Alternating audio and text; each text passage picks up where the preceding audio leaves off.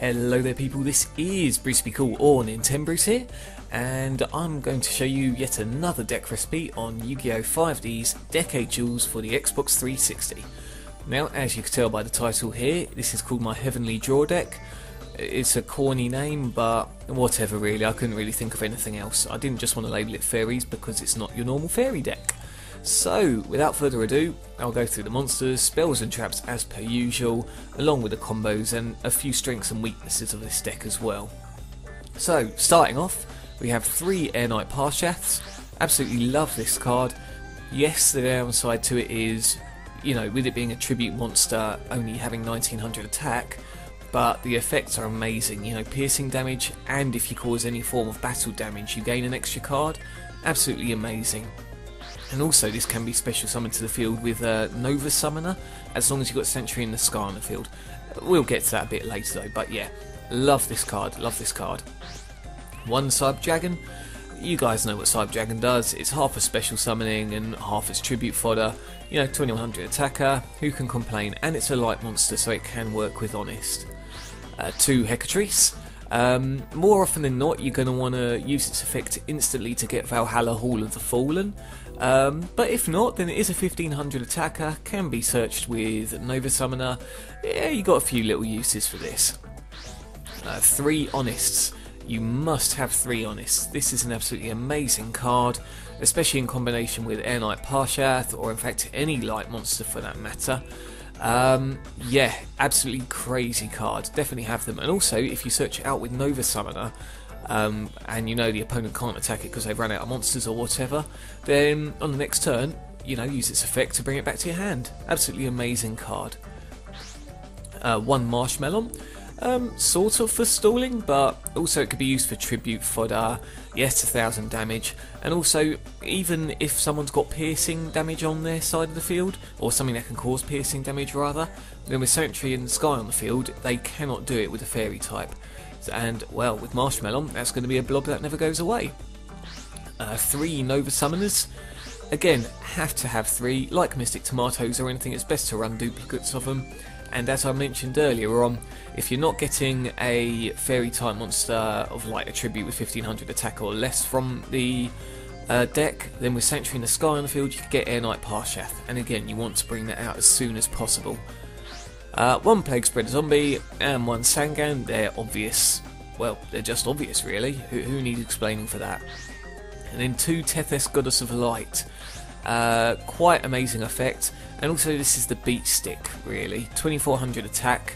Now this leads us to one of the downsides of this deck, that 2400 is the best attack power you've got. But saying that though, there's quite a lot of backup to either get rid of monsters instantly. You've got your Honests if anyone tries to attack it. Yeah, again, that's the only downside of the deck. If you run none of this backup, then you're gonna fall into a bit of a pit really. But anyway, the effect of Tethys, when you draw a fairy type monster, you can reveal it and draw 1 more card. Yeah, brilliant, and you can end up going from just 1 card to about 7 or 8 cards, you know, it's ridiculous, especially with 2 of these on the field. Quite unlikely you'll get both out, as against decent duelists, they'll have certain ways to get rid of monsters, but, you know, again, amazing effect. And then we've got 3 Zeradias. Obviously, you're going to have to discard it for Sanctuary in the Sky if you want to place it on the field. I mean, some people forget that you can still set it if you're in real trouble, but if you want to try and summon this out without Sanctuary in the Sky on the field, then you're just going to blow it up, and you know, what use is that? There is none, obviously. So, that's the monsters. Moving on to spells, most of it self-explanatory. Brain Control, you know, for tribute fodder, Fissure, Giant Grenade, Heavy Storm. A Lightning Vortex, you are going to end up with some junk in your hand at some point. Say you got Sanctuary in the Sky on the field already and you draw into 2 more, then obviously discard one of them and yeah, blow up the other side of the field. Monster Reborn, Mystical Space Typhoon, Smashing Ground, 3 Sanctuaries in the Sky. As mentioned earlier on, you could end up clogging your hand with them, but more often than not, if you're up against a Gear Town deck or someone who's got Mass Destruction, Sciences, then yeah, you're going to need 3. And its effect is, you know, if a fairy monster gets destroyed, you don't take any battle damage, but neither does the opponent, so be a bit careful there.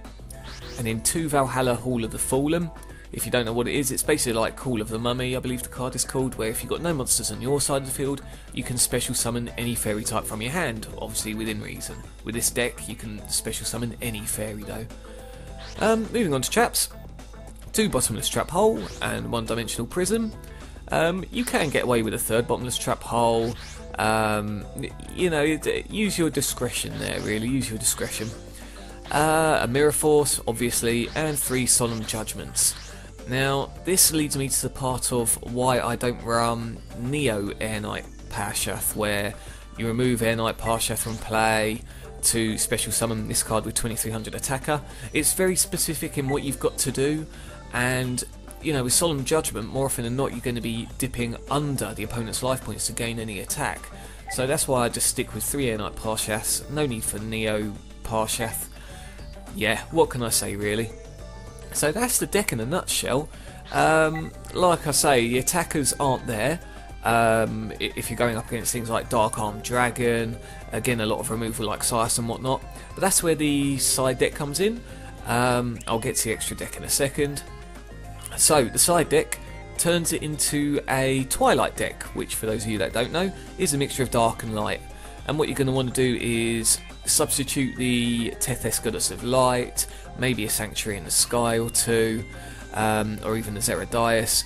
Use your discretion, use your discretion. Each, obviously, duel has its own sort of knack, really.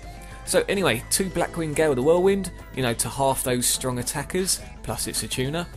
3 Siases if you had some really troublesome cards like Level Limit Area B, etc, etc. Chaos Sorcerer, because obviously you're going to be running light and darks, you know, you're going to want to have Chaos Sorcerer. Dark Armed Dragon, because you're sort of limited on the amount of darks that you've got here, it'll be very easy to sort of count when 3 dark monsters go into the graveyard, basically.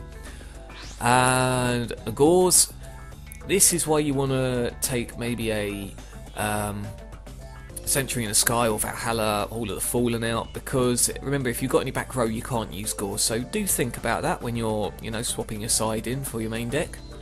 And a Spirit Reaper. Again, it's just another dark really, plus a Staller, which can be nice. Dust Tornado, return from different dimension if you're up against removals, and 3 Royal Decrees. So if people are running the, I suppose you could say, meta game of Bottomless Trap Holes, etc, etc, then yep, sub out your maybe your Bottomless Trap Holes and Dimensional Prism for the 3 Royal Decrees. And if you're up against the Swarmer deck, then Torrential Tribute. Remember, you've got Lightning Vortex already, Mirror Force, so yeah, Torrential Tribute if you're up against Swarmers. And the extra deck, you have to have a Chimeritic Fortress Dragon, and then all sorts of little bits. I've also put Avenging Knight Parshath in there just for the sake of it, really. Yeah, it's just another choice there with piercing damage. And yeah, what can I say? That about wraps it up.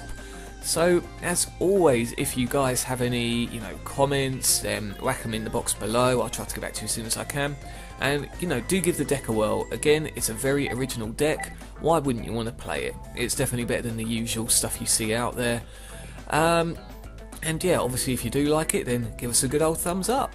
So, in the meantime, until next time anyway, you guys take care, and I'll see you again soon.